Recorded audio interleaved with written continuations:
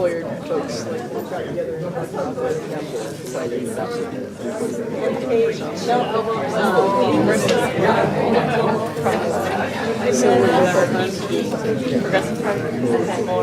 My name is Logan Quincy. I'm the co-chair of South Central Wisconsin Move to Amend, or SCWMTA, and it is my distinguished pleasure today to introduce to you Mark Pocan, Congressional District, a representative from Congressional District 2, and our representative, Move to Amend's best friend in Washington and here at home.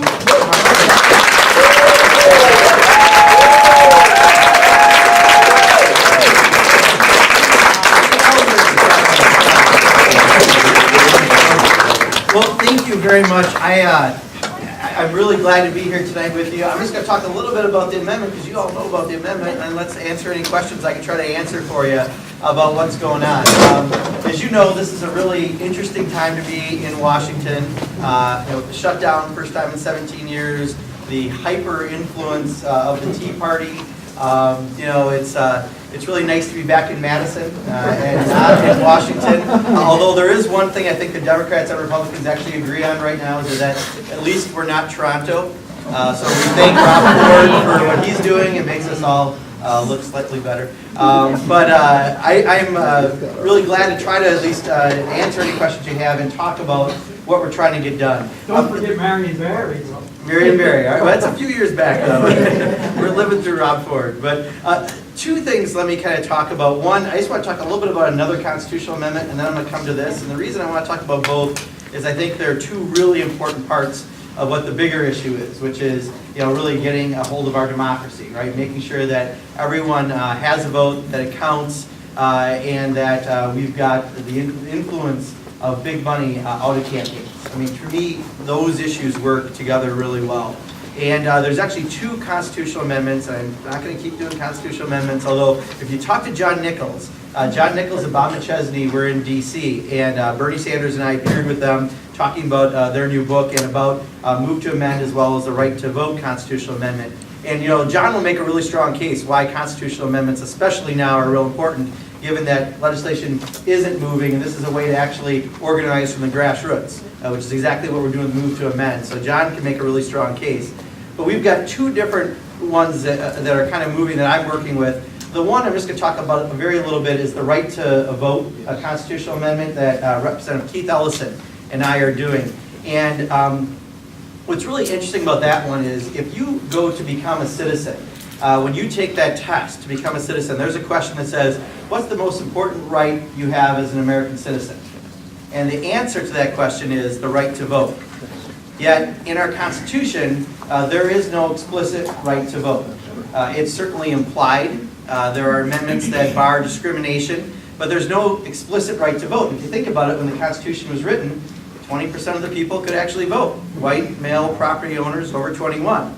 So it was very, very limited. But with the problem that we're seeing, the tool that's being used in one front, in addition to the big money, is then instead of having elected people choose their elected officials, it's elected officials choosing their voters.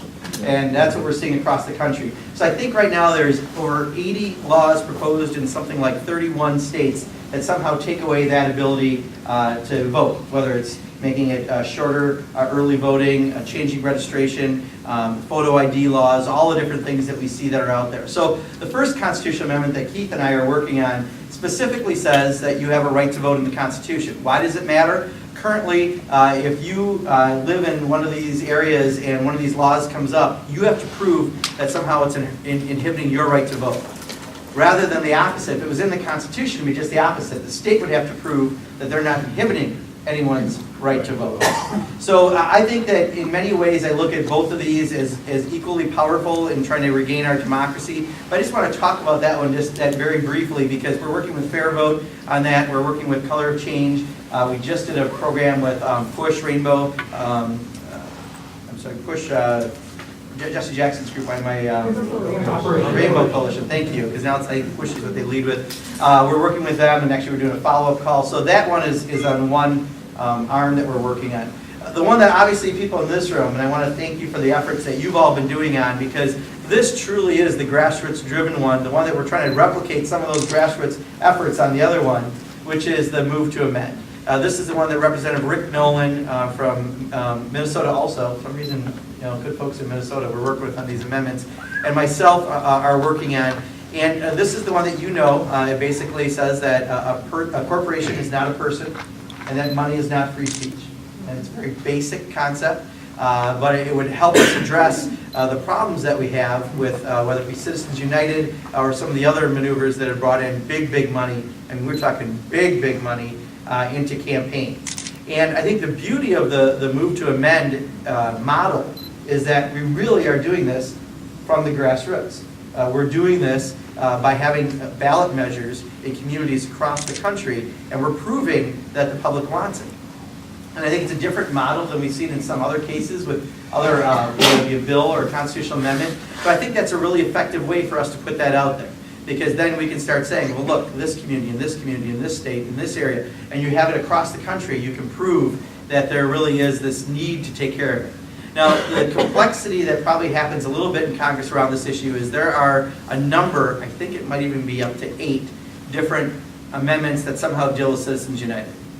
I don't think any of them are as clean as the one that we propose, working directly with move to amend, because the language is just as I said.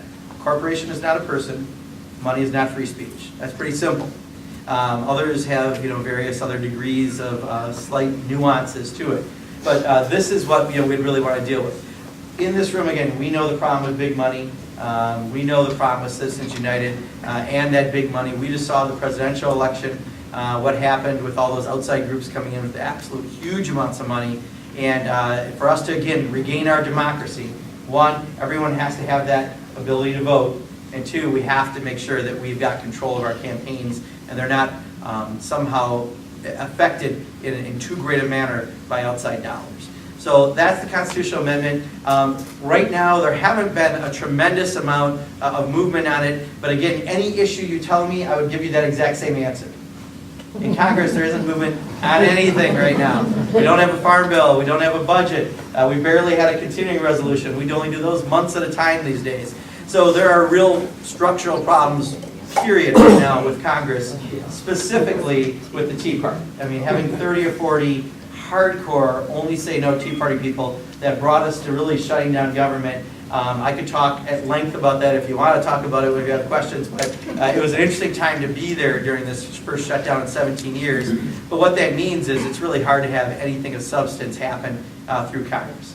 Short of either flipping the majority or getting rid of, I think if you got rid of half of the Tea Party, you might be able to move on because then they can finally put them to the side and get back to trying to get things done. Because I do think there are some ways to talk to real conservatives about this issue and that we could really move it forward on. Tea Party people don't say yes to anything.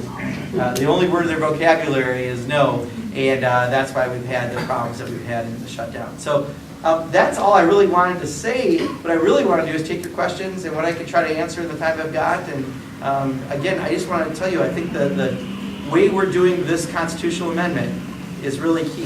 The fact that we're rolling out these referendums, I can't tell you how valuable that is because as a tool we can show that it really does come from the grassroots up. We're really motivating the public who want us to do this, and that is the way I think ultimately we're going to be successful with these measures. So with that, I'd be more than glad to try to take any questions that you have. You know that you're home for Thanksgiving, right? You don't have to wear that news here. I know, but I appreciate that. Thank you. Unfortunately, I've had a whole day since 7:30 of nonstop stuff. So, and a couple of them I had to wear it for. So, but I appreciate you letting me be me, which would be without this. I don't think it's buttoned though. It's not doing okay there. I made it that far. Thank you. Yes. Are you encountering any folks who are against the amendment because we sincerely think there's a free speech issue? Remember that ACLU supported Citizens United. Do you encounter that with people who are genuinely, sincerely fearful of what we're doing? I think the biggest thing I see is because there were so many other measures already out there that have come back and reoccurred with people already behind them, it's somehow hard to explain the difference between an orange and a tangerine and, things that look very similar but aren't quite the same, and trying to convince people why we think one way is better than another way to go with the constitutional amendment. I like the simplicity of the move to amend language that we've gone with. That's why I think it's the easiest way to go forward. But even Bernie Sanders has got different language. And Bernie, I'm not going to complain about politically in any way possible. We're fellow travelers. I think it's just that people have a slightly different approach. And it's somehow, how do we then bring everyone back together on something that we can all agree on? The magic of the move to amend is, again, that we're already getting this in votes, so that we can point back, well, look at all these people now across the country that have said this is what they want to do. So I think ultimately we'll be able to, that'll help us move forward by having these referendums. But I haven't heard too many people say based on free speech, other than probably the ACLU, that it's an issue. And I think it's a growing issue. Don't forget, in my current class, I can't tell you, I can tell you the last class in Congress, or the overall Congress, 47% of Congress are millionaires. In the Senate, I think it's like 70%. But overall, both houses, 47% are millionaires. I can't tell you my current class, my guess is it's gone up, because now some of the richest folks just came in my class also. And when you look at things like that, not only is it the big outside money, but what happens is the way you finance campaigns, you start getting more self-funded candidates. I look at who gets recruited in some of these races, and I'm not saying they're not good candidates on their own, but in New York, there's a candidate I think is a great candidate. I'd love to see win, Sean Eldridge, who's married to one of the Facebook founders. You're going to have a lot more recruitments like that too when you have the campaign finance system we have, because it's very hard. At some point, if we don't change things 20 years from now, I don't know if someone like myself could run for Congress again, except for maybe in a district like this. But even here, someone will decide that money wins elections, and you can come in and invest a lot of money and potentially win an election. So we have to deal with it in some way. The problem is with this Congress, so little's going to move. I don't want anyone to think this is the year, but the grassroots efforts we're doing is what's going to make it successful. Yes? You said there are ways to speak to conservatives about this. Could you clue us into some of those frames that you would use to talk to conservatives? Sure. Well, I think just the fact that you don't have control of your elections anymore. I think the classic election I remember in Wisconsin, where I think this resonated with some folks on the Republican side, when there was the primary, and I'm going to forget the third person in the primary, but it was Russ Darrow, Bob Welch from the state Senate, Russ Darrow, auto dealer, and someone else ran for the U.S. Senate nomination as a Republican. And Russ Darrow was able to put whatever money he needed into it. And someone like Bob Welch, who's worked his entire life, I may disagree with many of the policies that he advocated for, but he worked his entire life in the trenches in the Republican Party to someday hopefully run for a statewide office. And he got beat out by someone who came in with no experience, but a really big checkbook. And I think at some point you can talk to people, and they're going to see that more in races where some of these folks come in, where someone may have worked like the more traditional route of running for office, and yet there's a place where you stop. We have to give Tammy Baldwin a lot of credit, because what she went through to run for office, I don't think most people would have the stomach for it. I don't know if I would have the stomach for it. To sit there and do 25 to 30 hours a week of calls, travel around the country to try to raise money. I mean, all the work that you have to do to actually raise the funds that are required because of a flawed finance system makes it harder to have someone who's a good candidate with good ideas. It's got to be someone who's got endurance and doesn't mind panhandling via phone and sucking up the special interests all at the same time. Because that ultimately is kind of the package that it takes to be able to raise the money you need to. So I think there are ways we can talk to folks about it and try to get people to realize we need to take our system back and that outside money. And actually, I forget the number, and I wish I would have remembered it, but after the Florida primary, something like 80% of the outside money that was spent on the Republican presidential primary came from under 100 people. Yep. And when you start, I don't remember the exact number, but it was damning. And when you look at that, I mean, again, reasonable people should look at that and go, this isn't, right, it's not a sustainable model. Use that this organization is very heavily attended by generations a little bit older than my own, So, I was wondering, do you think that there's going to be, for students like myself, there's going to be opportunities to get this forward and to push this forward, you know, to the progressive ideological shift and values, say like New York City or whatnot? Sure. Or do you think that politics has gotten so distasteful and, I don't know, bipolar in a sense?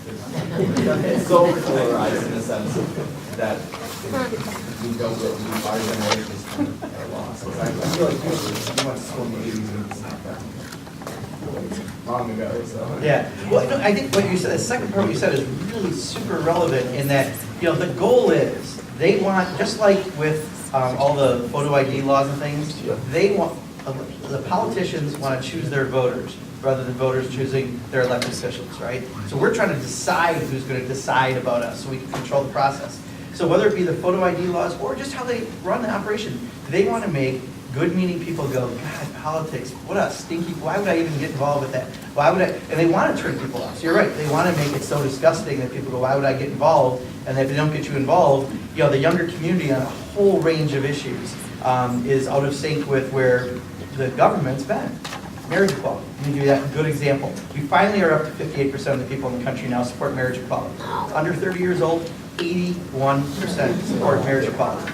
So clearly, I want to have, folks who are going to be involved and hopefully running an operation, the world in the future, making some of these decisions, they want to turn them on. They want to make sure they don't, because they will get people out in every fundamentalist church. They will get those voters out to make sure they vote how they want to. So one, we got to keep people engaged in doing it. But I know that, with Kaya and others, part of the where the energy is in getting these referendums going are a lot of younger folks who are out doing the knocking and reaching out and talking to voters. There have been those efforts. I just think what's always important, and I think Tammy Baldwin was our best example, modern example of Wisconsin, you got to talk to people about issues they care about. Yep. And if we're not talking about, issues that make it so that young people want to get involved and vote, then we're going to lose out on those votes. And I think the best example that I saw in my time in the legislature was in 2006 when the Republicans put the marriage amendment on the ballot.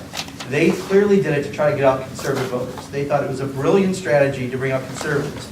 In reality, they lost legislative seats. In fact, they lost 5 campus districts because students cared so much about equality and that issue that we picked up 5 seats. We flipped from Republican to Democrat. So when you talk about things that are relevant to people, they will get involved. And this issue has to be, because if you don't have control of how we finance elections and the outside money that comes in, you've lost control of your democracy. So you've got to make it relate the best you can to people and the issues they care about, whether it's the cost of higher education or financial aid. You've got to bring it back to something that's going to be real relevant. I think that's the best way on any issue, but especially an issue like this. Our democracy is all too important, but you have to make it relate to what people are living through. So I can do one more, Dean? Okay, one more back, and then I got to wrap up. I do. Thank you. Yes. I've been hearing some programs on Wisconsin Public Radio, which I'm grateful for that exists, about the Trans-Pacific Partnership. Yep. And without getting too wanting to get too paranoid about it, it does seem to be secretive is one of the techniques that they seem to want to employ. Oh God, my mind's going blank. The secretiveness of The it fast and track, probably? the power grab of it. Yeah. So let me talk about the Trans-Pacific Partnership. If people have a rough knowledge, let me give you a drop more. So you know how a lot of the trade agreements, at least in my opinion, have been really bad trade agreements for U.S. Citizens. NAFTA being the original biggest of the bad that was out there. It used to be the economy, you had the service sector, the manufacturing sector, then you kind of your high-tech, biotech sector. You kind of lost a lot of that manufacturing sector because of jobs going overseas, because of bad trade deals, because there's no way you can bring some of these countries into the same standards if they don't have labor standards or environmental standards. You just really don't have fair trade at all. You may have what they call free trade, but it's certainly not fair trade. So we've lost a lot of jobs that have gone overseas because of other bad trade deals. The TPP, I think, involves 40, if I remember, something like 40% of the world's population is involved in this because it's the countries that are on the Pacific perimeter. And it is probably since NAFTA, the biggest one that's come up. So we've had some individual country ones, but this one, of the 25 or so chapters, only a couple actually deal with trade, and the rest deal with a bunch of other issues that take away individual sovereignty, not only for us, but for other countries. Because it's a treaty, it's negotiated, well, we say in secret, but it's because it's behind closed doors, but because they say negotiate a treaty completely in public, so we don't really see what's in there. Now, we can, as members of Congress, see the language as they go through the process, and I did just that. First of all, I led the freshman letter, and I got 36 of my fellow Democratic freshmen to sign a letter saying we want more transparency. They've been much better about letting us now look at it, but I couldn't go into the staff member, and I couldn't write down anything in notes from them. So I could go, and luckily, I had been pretty well versed, and I did have a little binder, so I was comparing, do you have this language? And I could actually go through and see stuff. What I can tell you, because that also is classified, so I can't tell you the specifics, but I can tell you the general parts of it is, at best, it'll be where the last one left off. There's no better improvement in where we're going to be. And if you think about it, you got Vietnam involved. Vietnam has almost no labor standards. I don't believe they have a minimum wage. To try to bring them into a trade agreement, either you're going to really bring Vietnam up fast, which isn't going to happen, or you're going to have to kind of bring that common denominator down a little lower. And that's what I can see from language, again, is I think that we're going to have, in some areas, slightly different language, but not better language. And so you'll still have the potential that jobs will go overseas because of how they're set up. But also you're going to have the potential.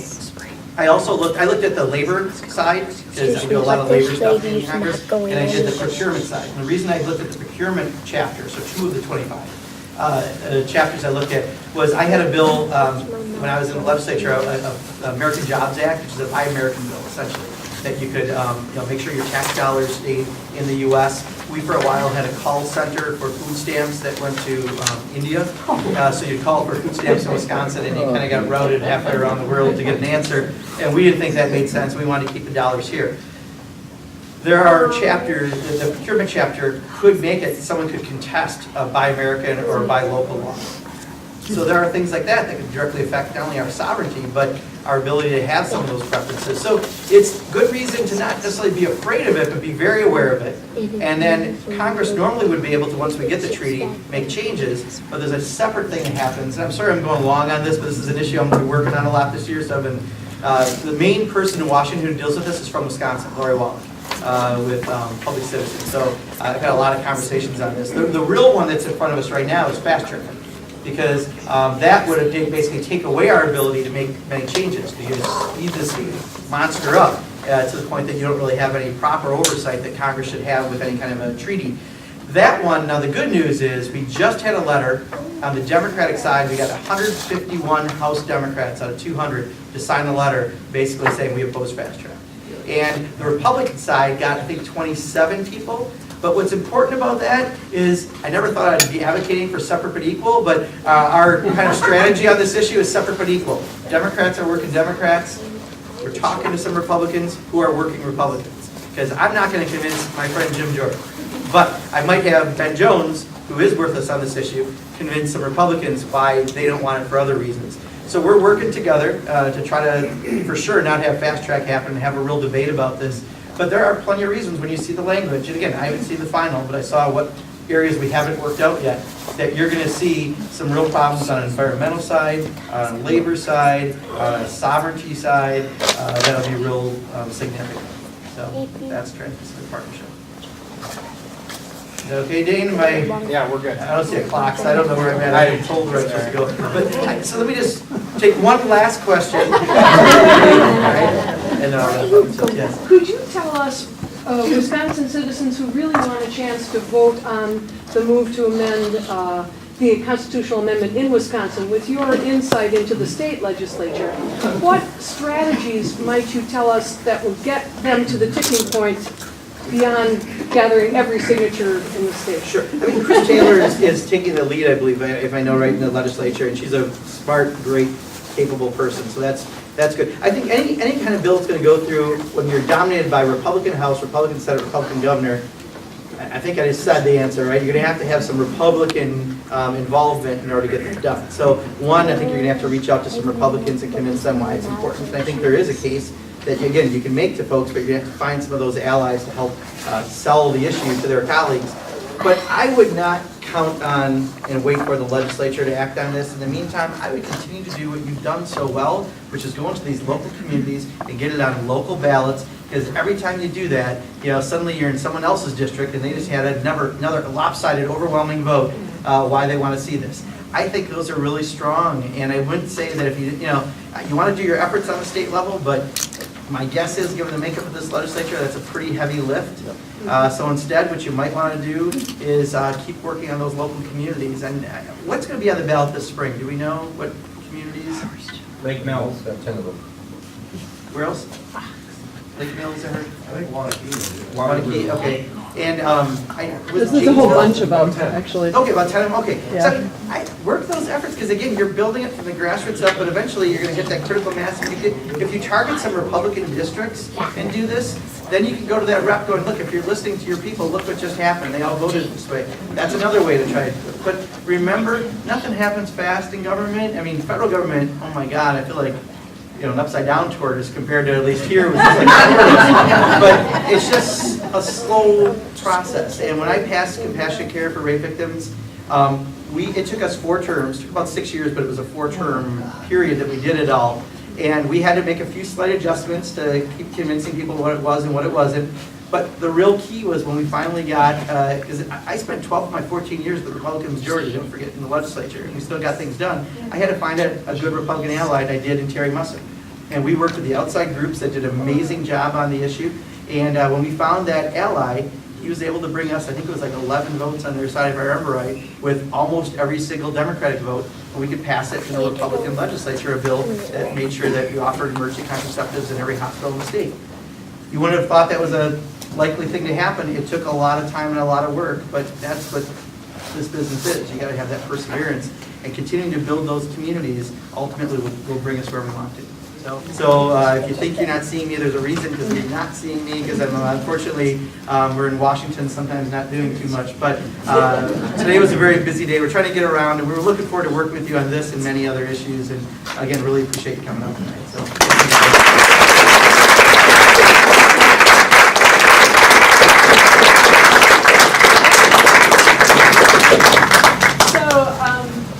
I'm just going to take a couple of minutes before we let you go or let you have some food or whatever it is. Hopefully there's still some back there.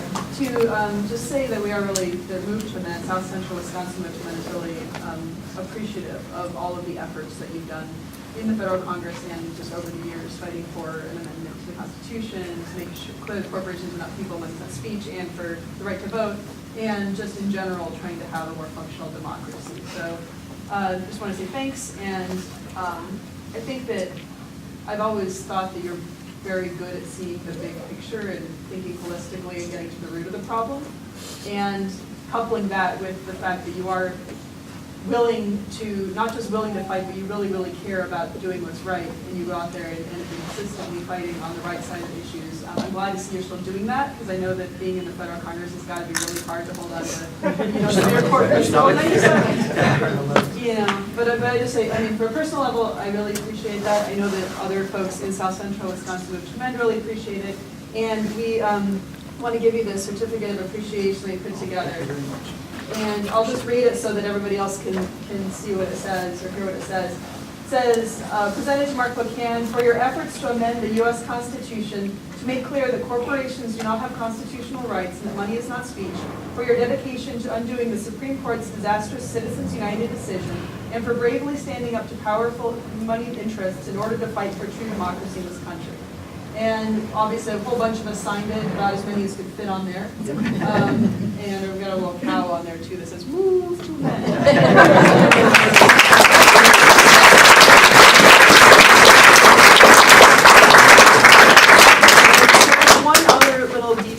That Suzanne Bergman is going to take care of. It's related, that's why I pointed out the cow. Oh, nice. This is an authentic move to amend cow for your office. Remind you that we're all back here rooting for you and appreciating all of your help. Oh, thank you so much.